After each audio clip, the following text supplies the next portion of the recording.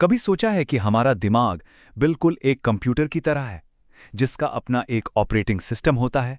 एक ऐसा सिस्टम जो हमारे हर विचार, हर भावना को कंट्रोल करता है। तो चलिए आज इसी सिस्टम को थोड़ा समझते हैं और देखते हैं कि इसे अपग्रेड कैसे किया जा सकता है। ये बात थोड़ी अजीब है ना कि गाड़ी चलाते वक्त तो हम कितने शांत महसूस कर सकते हैं, लेकिन जैसे ही ऑफिस पहुंचते हैं सारा तनाव हम पर हावी हो जाता है। ये जो विरोधाभास है ना, ये हमारे मन के इसी ऑपरेटिंग सिस्टम के बारे में बहुत कुछ बताता है। काम पर अक्सर ऐसा लगता है जैसे हम बस दौड़ रहे हैं, पर पहुंच कहीं नहीं रहे। ये जो एहसास है ना कि हम एक ट्रेडमिल पर भागे जा रहे हैं, ये हमारे मन के एक बहुत गहरे प्रोग्राम का नतीजा है। ये आता है लगाव से और इस गलत सोच से कि हमें हमेशा बस जल्दी में ही रहना है, चाहे हम कहीं पहुंच भी ना रहे हों।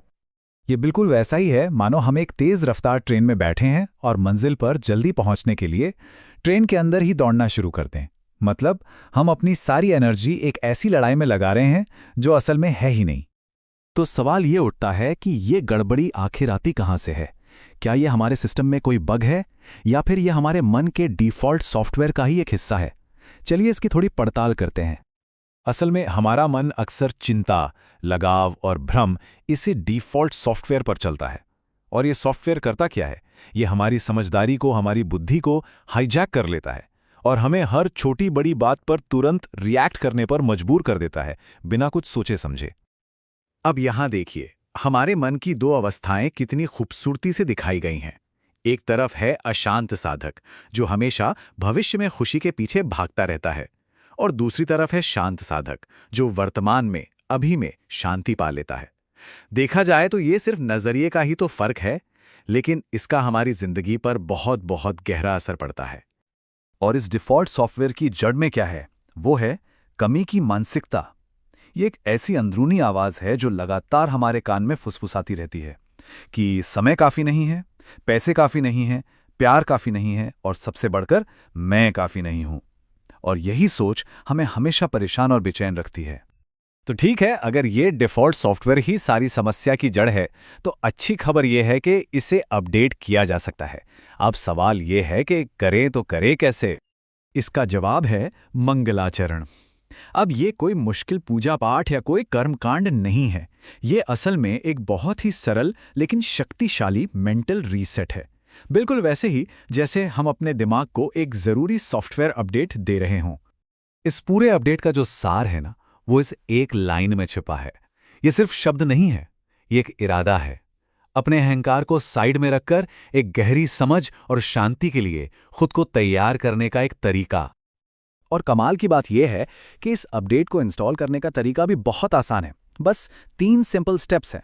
पहला, जागरूकता, मतलब बस ये महसूस करें कि हम कहाँ हैं, किस हाल में हैं। दूसरा, आराम, अपने शरीर को बिल्कुल ढीला छोड़ दें, उसे स्थिर होने दें। और तीसरा, बस एक दर्शक बन जाए, अपने विचारों को देखें जैसे वो आ जा रहे हैं, उनमें उलझना नहीं है। तो सोचिए, जब ये नया ऑपरेटिंग सिस्टम काम करना शुरू कर देता है, तो हमारी दुनिया कैसे बदलती है? इस अपडेट के बाद नतीजे क्या होते हैं? चलिए देखते हैं।